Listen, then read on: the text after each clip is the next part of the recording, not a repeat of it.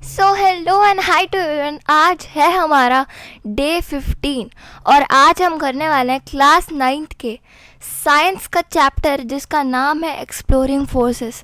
और हाँ, मैं आपको बता दूं कि एक न्यू एनसीईआरटी का बहुत ही ज़्यादा इम्पोर्टेंट चैप्टर है और इस वीडियो में आपको मिलेंगे शॉर्ट नोट्स और ऐसे नोट्स मिलेंगे जिससे एग्ज़ाम में और कोई क्वेश्चन और कोई कर पाए या ना कर पाए उससे तो कोई मतलब नहीं है, बट आप वो क्वेश्चन ज़रूर कर पाओगे।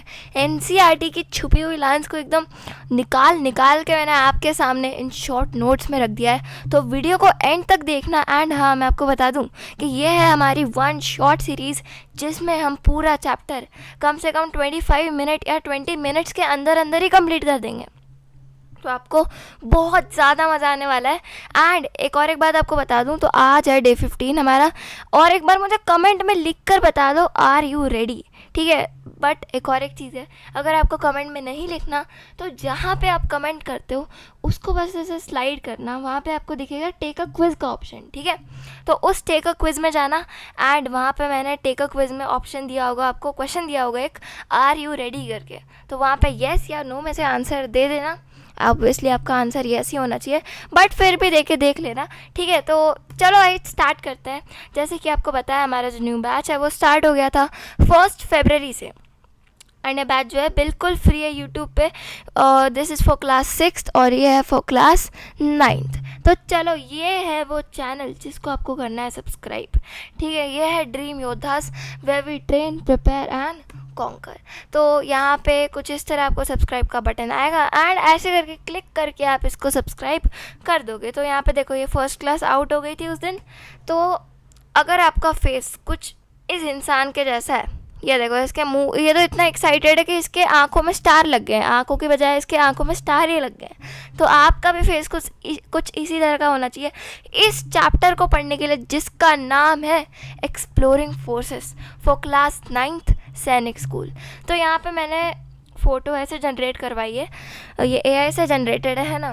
तो इस फ़ोटो को मैंने ऐसे बनाया कि पहली बात तो सैनिक स्कूल का है, तो सैनिक स्कूल के सारे लोग यहाँ पे बैठे हुए हैं, ठीक है। फिर यहाँ पे कैडेट अर्जुन सिंह, ये नाम वाम भी लिखे हुए हैं। फिर उसके बाद यहाँ पे मैंने बोर्ड पे देखो, यहाँ पर ये बोर्ड पे न्यूटन के सर के ऊपर एप्पल गिर रहा है एंड इनके टीचर इनको समझा रहे हैं। यहाँ पे भी एप्पल है, यहाँ पे अर्थ है, यहाँ पे अप्लाइड फोर्सेस करके आपको दिख रहा होगा। तो ये सारी चीज़ें मैंने आपको यहाँ पे एक इसमें आपको पूरा ऐसे ओवरव्यू दे दिया है। तो लेट्स स्टार्ट। एक बार जल्दी से बता देना, जो क्विज बोली है ना लेने को, आर यू रेडी, उसको बता देना। तो इसका सबसे पहले हम एक ओवरव्यू लेते हैं, ठीक है। एंड ओवरव्यू लेने के लिए आपको मुझे बस एक क्वेश्चन का आंसर करना है, ठीक है। और वो कौन सा क्वेश्चन है, ये देखो। ये प्रैक्टिस करने के लिए हम सबसे पहले एक शॉर्ट क्वेश्चन लेते हैं। तो देखो, आपके सामने एक लड़की है, उसने लिया है एक ब्लंट नाइफ। ब्लंट नाइफ वो नाइफ होता है, एक ऐसा चाकू होता है जिसमें धार नहीं होती है, ठीक है, जो धार वाला चाकू नहीं होता है। और एक शार्प नाइफ ऐसी नाइफ होती है जिसमें धार होती है, जो बहुत तेज़ होता है, जो चीज़ों को काट सकता है, ठीक है। तो इस लड़की के पास एक ब्लंट नाइफ है और एक शार्प नाइफ है।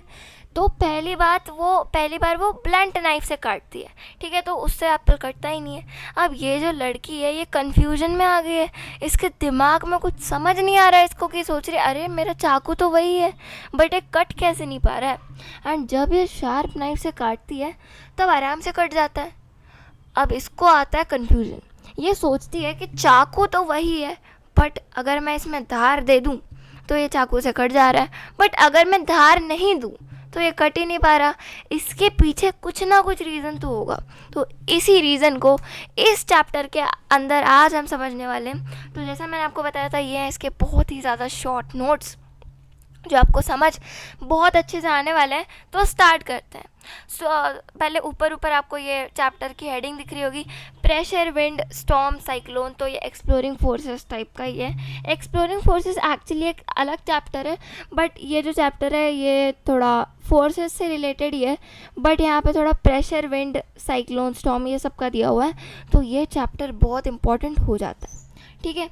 नेक्स्ट यहाँ पे अब देखो, चैप्टर का नाम है प्रेशर, नाम में है प्रेशर, ठीक है। तो प्रेशर क्या होता है, मैं अगर किसी भी एरिया के ऊपर, जैसे मैंने एक एरिया ले लिया, ठीक है, आपको दिख तो नहीं रहा होगा बट मैंने एक एरिया मेरे सामने मुझे दिख रहा है, और मैंने वहाँ पे फोर्स लगाया। ये देखो, जैसे अब आपको आवाज़ आ रही होगी कुछ इस तरह, आई होप आपको आवाज़ आ रही होगी। तो मैंने क्या किया, मैंने एक एरिया पे फोर्स लगाया एंड इसी को मैंने जब एक एरिया के ऊपर फोर्स लगाया उसी को हम बोलते हैं प्रेशर। तो प्रेशर का जो फॉर्मूला होता है वो भी यही होता है, फोर्स अपॉन एरिया। मैंने फोर्स लगाया कहाँ, ऑन एरिया, एरिया के ऊपर लगाया। तो अब ये तो हमें समझ आ गया कि फोर्स एरिया के ऊपर लगाया, इसे बोलते हैं प्रेशर। बट ये क्या लिखा हुआ है, ये आपको कुछ दिख रहा होगा, एरिया ज़्यादा प्रेशर कम, एरिया कम प्रेशर ज़्यादा, ये क्या है? इसे हम समझते हैं वही एप्पल वाले एग्जाम्पल से। और हम वापस चलते हैं इस लड़की के ऊपर। सबसे पहले हम थोड़ा यहाँ पर साफ़ सफाई कर लेते हैं फटाफट से। तो अब हम बोलते हैं इसको, इसका जो इसके दिमाग में जो प्रॉब्लम चल रही थी इतनी देर से, इस प्रॉब्लम को फाइनली हम कर देते हैं ठीक। ठीक है, तो अब सबसे पहले ये जान लो यहाँ पे कि एरिया जब ज़्यादा होता है, बस अभी जानो, ठीक है, इसका कोई रीज़न नहीं बताया मैंने, बस इतना समझ लो। एरिया ज़्यादा होता है तो प्रेशर कम लगता है एंड एरिया कम लगता है तो प्रेशर ज़्यादा लगता है, बस ख़त्म। वापस से चलते हैं यहाँ पर, ठीक है। तो यहाँ पे मेरे पास एक लड़की है जिसके पास चाकू है, पहले तो ब्लंट नाइफ जिसमें धार ही नहीं है। तो ये जो चाकू है ना जिसमें धार नहीं है, वो चाकू कुछ इस तरह का दिख रहा है। मेरी ड्राइंग यहाँ पे अच्छी तो नहीं आने वाली है इसमें लैपटॉप में, बट कोई बात नहीं। ये देखो, ये चाकू कुछ इस तरह का दिख रहा है। ये चाकू जिसमें धार नहीं है, ये बहुत ही ज़्यादा मोटा चाकू है। एक्चुअली ये चाकू नहीं, कैंडी बार लग रहा है, बट कोई बात नहीं। तो देखो, ये चाकू कुछ इस तरह का दिख रहा है, यानी कि इसका जो ये सरफेस है ना, ये बहुत ज़्यादा मोटा है। बट जैसे ही यहाँ पे आप देख रहे हो ये शार्प नाइफ, ये कैसा है, एकदम पतला सा, एकदम शार्प है, कुछ इस तरह का है ये, है ना, कुछ इस तरह का चाकू है। तो इसका एरिया जो सरफेस है, इसकी सरफेस एरिया मतलब क्या होता है, इसका जो मतलब सामने जितना दिख रहा है वो, तो ये वाला जो चाकू है शार्प नाइफ ये पतला है एंड जो ब्लंट नाइफ है ये मोटा है। तो मैंने आपको पहले बताया था कि एरिया ज़्यादा होता है तो प्रेशर कम लगता है, एंड हमें पता है कि जो ब्लंट नाइफ है इसका एरिया ज़्यादा है, यानी कि इसमें प्रेशर भी कम लगेगा। इससे हम कोई चीज़ को काटेंगे तो उस पर प्रेशर ही नहीं लगेगा, प्रेशर कम लगेगा। यानी कि अगर मैं इस चाकू से एप्पल को काटूँ तो जो एप्पल है वो कटेगा ही नहीं, और कटेगा तो भी बहुत कम पार्ट कटेगा और प्रेशर बहुत कम लगेगा। एंड दूसरी तरफ अगर मैं इस शार्प नाइफ से काटूँ, एरिया कम है तो प्रेशर भी ज़्यादा लग रहा है। आई होप अब इस लड़की को अपना रीज़न तो समझ आ ही गया होगा, और इसका वो कुछ ये जो पीछे एप्पल घूम रहा है ना यहाँ पर इस एप्पल जैसा तो हो ही गया होगा। ठीक है, तो आई होप आपको ये भी क्लियर हो गया होगा। अब हम देखते हैं इसके कुछ एग्जाम्पल्स जिनसे आपको ये एकदम कॉन्सेप्ट एकदम पक्का हो जाए। ठीक है, स्टार्ट करते हैं। तो देखो, सबसे पहले नीचे मेरे पास 2 बाल्टी है। ठीक है, बाल्टी मतलब बकेट। तो एक बकेट है जिसका ये जो ऊपर होल्ड करने वाला रहता है, जो पकड़ने वाला रहता है जिससे हम बकेट को पकड़ते हैं, ये बहुत पतला है। ठीक है, ये बहुत ही एकदम स्टील की बकेट है, तो ऊपर का इसका बहुत पतला सा है। एंड दूसरी बकेट है जिसमें यहाँ पे ऊपर एक होल्ड करने के लिए दिया हुआ है मोटा सा। तो मैंने आपको बताया एरिया ज़्यादा होता है तो प्रेशर कम लगता है। अब ये बकेट नंबर 1, ठीक है, ये जो बकेट नंबर 1 है, ये वाली बकेट, इसका ये जो ऊपर का ये मैंने जो लगाया है होल्ड करने के लिए, इससे इस पतली सी रॉड के बजाय इसका एरिया वो होल्ड करने वाले से ज़्यादा हो चुका है ना। वो पतली रॉड तो पतली सी थी, बट जब मैंने उसमें कुछ होल्ड करने वाली चीज़ लगा दी तो इसका एरिया बढ़ गया, यानी कि मेरे हाथ के ऊपर प्रेशर भी कम लगेगा। जैसे ही मैंने उसका एरिया बढ़ाया वैसे ही मेरे हाथ के ऊपर प्रेशर कम लगेगा और मुझे दुखेगा कम। हाँ, और ऑन दी अदर हैंड ये जो दूसरी बकेट है, यहाँ पे इसका अभी भी ये जो होल्ड करने वाला पार्ट है ये बहुत ही पतला सा है, यानी कि इसका एरिया बहुत कम है, इसका मतलब प्रेशर बहुत ज़्यादा लगने वाला है। तो आई होप आपको ये कॉन्सेप्ट अभी तक तो बहुत अच्छे से समझ आ गया होगा। नेक्स्ट आगे बढ़ते हैं। आगे यहाँ पे है मेरे पास ये, ठीक है, ये आपने इन लोगों को तो देखा ही होगा जो अपने सर के ऊपर ऐसे मटका लेकर जाते हैं, है ना। बट मटका तो लेकर जाते हैं, बट मटके के साथ उनके सर पे कुछ इस तरह का कपड़ा भी होता है। क्या आपने नोटिस करा है? ये कुछ इस तरह का उनके सर पर कपड़ा भी होता है। तो वो क्यों लगाते हैं ये कपड़ा? क्योंकि उनका सर है छोटा सा, एंड अगर वो अपने ऊपर ये कपड़ा बांध लेंगे तो उनका सर जो है उसका एरिया बड़ा हो जाएगा, एंड एरिया हुआ ज़्यादा तो प्रेशर हुआ कम, एंड इसी कपड़े की वजह से प्रेशर कम हो जाता है ज़्यादा एरिया की वजह से। आई होप आपको ये कॉन्सेप्ट अब बहुत ही ज़्यादा अच्छे से समझ आ गया होगा। बहुत ज़्यादा क्लियर भी हो चुका होगा। ठीक है, तो हम इस चीज़ को कर देते हैं इरेज, क्योंकि हमें चीज़ें गंदी तो करनी है नहीं। आगे बढ़ते हैं।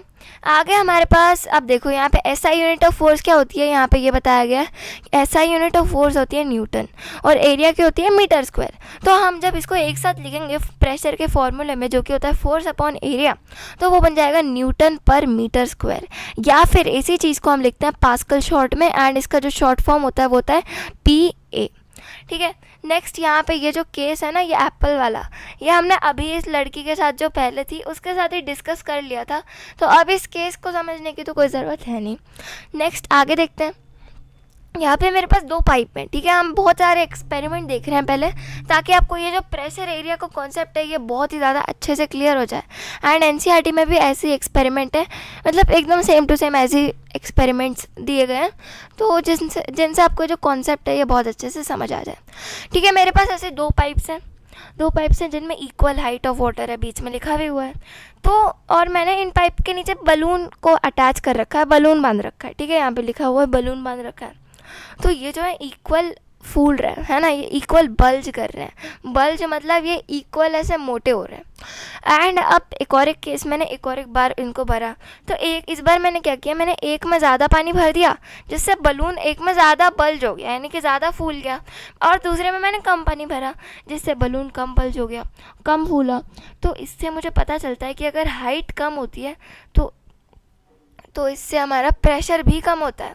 ठीक है, तो मतलब प्रेशर कैसे कम होता है, क्योंकि हाइट ज़्यादा थी तो प्रेशर ज़्यादा आया एंड बल्ज जो है बड़ा हुआ, बट मैंने हाइट जैसी कम कर दी वैसे प्रेशर भी कम हो गया एंड बल्ज कम हो गया।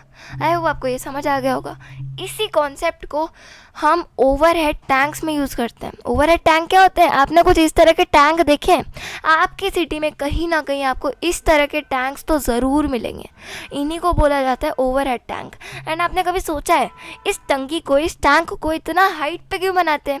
क्या इसको हम नीचे नहीं रख सकते? नीचे भी तो रख सकते हैं, बट क्यों? जैसा मैंने आपको समझाया कि हाइट अगर ज़्यादा होगी तो प्रेशर ज़्यादा होगा, हाइट कम तो प्रेशर कम। तो इन टैंक्स को इसलिए ऊपर रखा जाता है ताकि ये हाइट पे रहे और हमारा जो पानी है वो प्रेशर से आ सके। ज़्यादा हाइट पे रहेंगे तो पानी हमारे नलों में, घर के होम के टैप्स में बहुत ज़्यादा प्रेशर से आ सकेगा, एंड इसीलिए हम इनको हाइट पे बनाते हैं। आई होप ये चीज़ आपको क्लियर हो गई होगी। नेक्स्ट भी यही है कि वाटर बॉटल है जिसमें होल्स किए हैं और उनको सेम हाइट पर करा है, तो इससे हमें पता चलता है कि liquid exerts pressure in all directions. And ये वाला जो क्वेश्चन है ये आपको चूज़ द करेक्ट ऑप्शन में आ सकता है कि बताओ कि liquid exerts pressure in option A 1 direction, option B मतलब नहीं करता, नन ऑफ द अबव, ऐसा कुछ ऐसा करके आ सकता है, बट आएगा। नेक्स्ट कॉन्सेप्ट देखते हैं। आपने जब भी डैम को देखा होगा, है ना, अगर आप कभी डैम के पास गए हो, वैसे तो गए होंगे, तो आपने देखा होगा कि डैम का ये जो बेस है ना, ये जो नीचे का पार्ट है ये बड़ा मोटा होता है, बड़ा ब्रॉड बेस होता है, एंड ऊपर का पार्ट बहुत पतला होता है। ऐसा क्यों होता है, क्यों बताऊँ? अब इसका रीज़न आपको इसी कॉन्सेप्ट से क्लियर होगा, क्योंकि डैम के अंदर रहता है बहुत सारा वाटर, एंड इस वाटर को अगर यहाँ पे हम पतली दीवार बना देंगे तो एरिया ऑब्वियसली कम हो जाएगा, एंड एरिया कम होगा तो प्रेशर ज़्यादा लगेगा, एंड पानी का प्रेशर और ज़ोर से आएगा उस पतली सी दीवार पे, तो वो दीवार टूट जाएगी, डैम फट जाएगा, एंड हमारे घरों तक बाढ़ आ जाएगी, फ्लड्स आ जाएंगी। इसीलिए डैम के जो बेस रहते हैं उन्हें ब्रॉड बनाया जाता है, मोटा, ताकि ये डैम ना लीक हो। ठीक है, एंड अगर ये इन डैम के बेस को मोटा बनाएंगे तो प्रेशर पानी का कम लगेगा, जिससे पानी जो है बाहर कम ही आ पाएगा, एंड वही हमको चाहिए कि कम पानी बाहर आए, ज़्यादा पानी नहीं आए बाहर। ठीक है, नेक्स्ट आगे हम पढ़ते हैं। यहाँ पर देखो एटमॉस्फेयर क्या होता है, एनवेलप ऑफ एयर होता है। हम यहाँ पे सिर्फ शॉर्ट नोट्स पढ़ रहे हैं, कोई चैप्टर नहीं पढ़ रहे जिसमें हम धीरे धीरे सब कुछ कवर कर ले रहे हैं, हम बहुत शॉर्ट में पढ़ रहे हैं। तो देखो एटमॉस्फेयर होता है एनवेलप ऑफ एयर, और प्रेशर जो कि एयर लगाती है उसे बोलते हैं एटमॉस्फेरिक प्रेशर। ठीक है, जैसे एग्जाम्पल एक एयर सकर। अब ये जो लाइन लिखी है नीचे वाली, जिसको मैंने स्टार कर रखा है, उसको पढ़ने की ज़रूरत नहीं है, बस मेरी बात सुनो, समझ आ जाएगा। मैंने लिया है एक 15 सेंटीमीटर का स्क्वायर कैसे बनाएंगे, 4 स्केल ले लो एंड उन चारों को एक स्क्वायर की शेप में कर लो। स्केल 15 सेंटीमीटर की होती है ना, तो उन 4 स्केल को अगर आप स्क्वायर की शेप में करोगे तो उसके ऊपर जितना एटमॉस्फेरिक प्रेशर लगेगा उतनी ही ग्रेविटी एक हाथी के वज़न को खींचने में लगती है। हाँ, ग्रेविटी कितनी लगती है पता है हाथी के वजन को खींचने में? 225 केजी। 225 केजी को खींचने के लिए जितनी ग्रेविटी लगती है उतना एयर का प्रेशर एयर एक जस्ट 15 सेंटीमीटर के स्क्वायर पर लगाती है। तो आप सोच रहे होंगे कि अगर एयर इतना ही ज़्यादा प्रेशर लगाती है तो हमारे ऊपर क्यों नहीं लगाती प्रेशर, हम क्यों नहीं फट जाते? हम भी तो एक्सप्लोड हो सकते हैं ना। बट क्यों नहीं होते? क्योंकि हमारी बॉडी के अंदर एक प्रेशर रहता है, जैसे हम बोलते हैं ब्लड प्रेशर BP, जिसकी वजह से हमारा और एयर का प्रेशर बैलेंस रहता है एंड हमें कुछ इसका इफ़ेक्ट नहीं होता। ठीक है, नेक्स्ट नीचे हमारे पास ये बस लॉजिकल चीज़ें हैं कि यूनिट क्या होती है एयर प्रेशर की, मिलीबार। 1 मिलीबार होता है 100 पास्कल एंड 1 हेक्टो पास्कल भी होता है जो कि इक्वल होता है 100 पास्कल के। इससे हमें पता चलता है कि ये दोनों इक्वल होता है। आगे बढ़ते हैं। आगे अब विंड क्या होती है? अब विंड का बस इतना याद रखो, कुछ समझने की ज़रूरत नहीं है। वैसे भी आपको स्कूल में तो सब समझा ही देते होंगे। यहाँ पे एग्ज़ाम के लिए हमें चाहिए सिर्फ वो बातें जो एग्ज़ाम में आने वाली है। शॉर्ट नोट्स की ज़रूरत है बस, ज़्यादा चीज़ों की हमें ज़रूरत भी नहीं है। पूरा चैप्टर थोड़ी ना आने वाला है वैसे भी, है ना। तो देखो इसमें आपको बस याद रखना है high pressure to low pressure. अब एक और एक चीज़ होती है सी ब्रीज, यानी कि ना सी से ना एक ठंडी हवा आती है। क्या होता है दिन में जो है ये जो लैंड है, हम अभी बीच की बात कर देते हैं। जैसे बीच क्या होता है, बीच पे दिन में जो लैंड है वो गर्म हो जाता है, तो सी से एक हवा आ जाती है जिससे लैंड वापस ठंडा हो जाता है, तो उसी को बोलते हैं सी ब्रीज। एंड रात में सी गर्म हो जाती है तो लैंड से एक हवा आती है सी में, उसी को बोलते हैं लैंड ब्रीज। एंड इसी में लोग बहुत कंफ्यूज होते हैं, पता नहीं क्यों, बट ये बहुत ईजी होता है।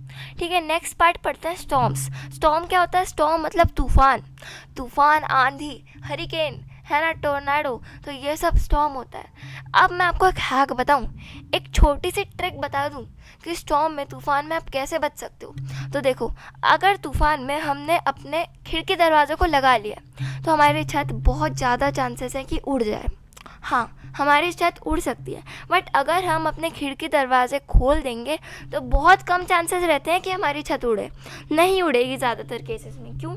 क्योंकि जैसे ही हम अपने ये डोर्स विंडो क्लोज करते हैं उससे एक प्रेशर का डिफरेंस बन जाता है, जिससे सारा प्रेशर हमारी रूफ़ के ऊपर आता है एंड रूफ़ उड़ जाती है। बट जैसे ही हम हमारे डोर्स और विंडोज़ को ओपन करते हैं वहाँ पे एयर को एक पाथ मिल जाता है जाने का, ठीक है, एंड जिससे वो जा सकती है, जिससे प्रेशर डिफरेंस नहीं बनता। तो इसीलिए इम्पॉर्टेंट है कि हम अपने डोर्स एंड विंडोज़ को खोल कर रखें। नीचे यहाँ पे बस एक डेफिनेशन दी हुई है स्टॉर्म की, कि क्या होता है। स्ट्रॉन्ग विंड्स जो कि रेन के साथ आती है उन्हें बोलते हैं स्टॉर्म। एंड कुछ कंडीशंस में ये जो कुछ गर्म हवा रहती है वो ऊपर चली जाती है जिससे आइस बनती है। ठीक है, नेक्स्ट हम पढ़ेंगे लाइटनिंग मतलब बिजली कैसे कड़कती है। तो बिजली चार्जेस की वजह से कड़कती है। अब इसमें आपको कुछ सीखने की ज़रूरत है नहीं, बहुत ईजी है ये, बस सुनते जाओ। ठीक है, तो देखो, अब बादल में रहते हैं ऊपर पॉजिटिव चार्जेस, नीचे रहते हैं नेगेटिव चार्जेस, एंड ज़मीन पर रहते हैं पॉजिटिव चार्जेस। अब ये वाले जो बादल के नीचे वाले यानी कि नेगेटिव चार्जेस हैं, ये इनसे जाकर मिल जाते हैं ज़मीन वाले चार्जेस से। एंड जब पॉजिटिव नेगेटिव से मिलता है तब होता है एक धमाका, एक सडन फ्लैश प्रोड्यूस होती है जिसे हम बोलते हैं लाइटनिंग। एंड जब ये एक लाउड साउंड के साथ आती है जो कि हम बोलते हैं ना बिजली कड़कती है, तो उस कड़कने को हम बोलते हैं थंडर। एंड जब ये एक तूफान के साथ आ जाती है तब उसी को हम बोल देते हैं थंडर स्टॉर्म। ठीक है, I hope this is clear to you. अब हम कुछ देखेंगे थंडर स्टॉर्म्स इंडिया में, यानी कि बिजली कड़क रही है और एक तूफान के साथ आ रही है, तो वो कौन से थंडर स्टॉर्म्स होते हैं जो कि इंडिया के अंदर आते हैं। तो देखो, एक होता है कालबैसाखी, ये बहुत इंपॉर्टेंट है, ये ऐसा ही नहीं है, लिख के लाया मैंने नोट्स, शॉर्ट नोट्स, बहुत इंपॉर्टेंट। बोरदोईसिला आसाम के अंदर होता है, ये वेस्ट बंगाल बिहार झारखंड ऊपर वाला, और बोरदोईसिला आसाम के अंदर होता है जो कि खरीफ की क्रॉप्स यानी कि समर सीजन में जो क्रॉप्स उगती हैं उनको हेल्प करता है ग्रो करने में। मैंगो शावर्स इम्पॉर्टेंट है। ठीक है, ये केरला, कर्नाटका, तमिलनाडु में इनका नाम ऐसा क्यों है? क्योंकि इससे मैंगोज़ राइपन होते हैं, यानी कि इनकी बारिश की वजह से मैंगो जो है उग जाते हैं।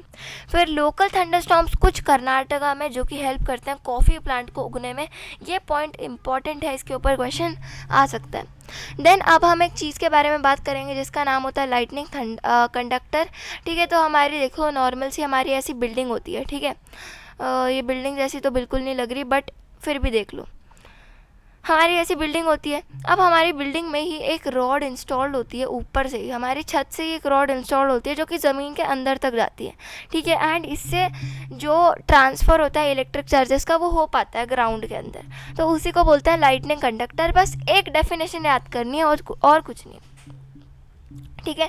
नेक्स्ट हम पढ़ेंगे साइक्लोन। साइक्लोन्स इंपॉर्टेंट है। साइक्लोन जब भी दिमाग में आए तब आपको एक चीज़ याद रखनी है कि साइक्लोन मतलब लो प्रेशर, ठीक है। कुछ इस तरह का दिखता है साइक्लोन, ऐसा गोल गोल घूमता है, साइड में हाई प्रेशर रहता है, यहाँ पे हाई प्रेशर रहता है, एंड बीच में जो इसकी चीज़ रहती है जैसे बोलते हैं आई ऑफ द साइक्लोन, तो वहाँ पे लो प्रेशर रहता है, ठीक है। एंड साइक्लोन की यहाँ पे डेफिनेशन दी हुई है, रीजन ऑफ लोएस्ट प्रेशर रहती है इसकी आई, है ना, मैंने आपको बताया ना, इसकी आँख रहती है। फिर ये एम्फन साइक्लोन आया था जिसकी विंड की स्पीड 270 किलोमीटर्स थी, और साइक्लोन जो है ओशन के पानी को 3 से 12 मीटर हाई तक पुश कर लेते हैं। फिर एक डिपार्टमेंट है इंडियन मेटेरोलॉजिकल डिपार्टमेंट, जिसकी वजह से जो हमें बताता है कि साइक्लोन में आपको सेफ करने कैसे रहना चाहिए, एंड इसका मोटो होता है आदित्य जयते दृष्टि, जो कि है इम्पॉर्टेंट। तो आज के वीडियो में हमने सब कुछ कंप्लीट कर लिया, 21 मिनट्स हो गए हैं एंड हमने सब कंप्लीट कर लिया। तो आई होप आपको आज का वीडियो बहुत पसंद आया होगा। मिलते हैं नेक्स्ट वीडियो में, तब तक के लिए बाय।